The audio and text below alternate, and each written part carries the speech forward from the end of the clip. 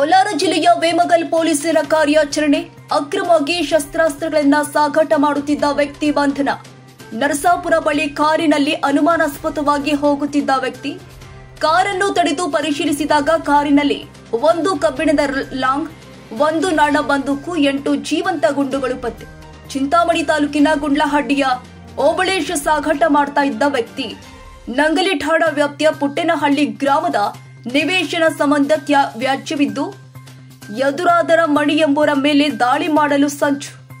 ಪೊಲೀಸರ ಸಮಯ ಪ್ರಜ್ಞೆಯಿಂದ ತಪ್ಪಿದ ಅನಾಹುತ. ವೇಮಗಲ್ ಪೊಲೀಸ್ ಠಾಣಾ ವ್ಯಾಪ್ತಿಯಲ್ಲಿ ಪ್ರಕರಣ.